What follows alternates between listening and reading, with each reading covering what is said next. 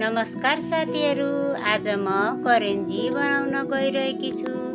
करेन्जी बनाउनको लागि सर्वप्रथम मैले मैदाको पिठोमा घिउ हालेर रेडी गरेर पिठोलाई राम्ररी मोले। त्यसमा आवश्यकता अनुसार पानी हालेर पिठो मुछे साथीहरू। हेर्नुहोस्, पिठो राम्ररी नरम हुने गरेर पटकाई मसिरहे। पिठो रेडी भइसकेपछि सुक्छ भनेर पिठोलाई पोलिथिनभित्र 2-3 घण्टाको लागि साथीहरू मैले राखिदिन्छु। हेर्नुहोस् साथीहरू, अब मैले करेन्जीको मसला रेडी गर्दैछु।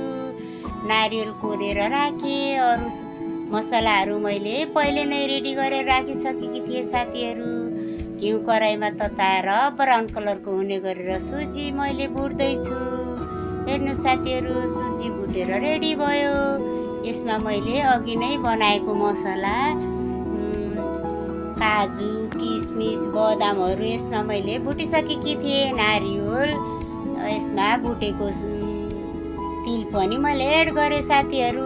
यसमा मैले पिसेको चिनी पनि एड गरिदिएँ। आफूलाई कतिको गुलियो मनपर्छ साथीहरू त्यति नै चिनी राख्न मिल्छ।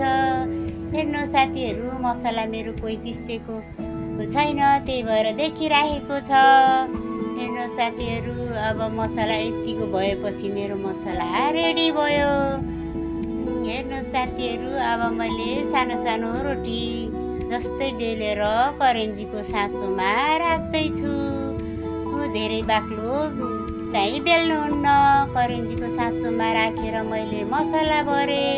हेर्नुहोस् साथीहरू, यसरी नै साँचोभित्र बन्द गरेर मैले थुप्रै करेन्जी बनाएर एउटा सुक्छ भनेर पोलिथिनभित्र राखिदिएँ साथीहरू।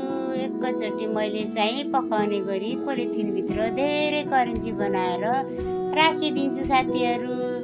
त्यसपछि म कराईमा तताएको तेलमा सँगै 1-2टा हुने गरेर साथीहरू, जति नै तेल छ त्यति नै हुने गरी मैले पकाउन सुरु गर्छु।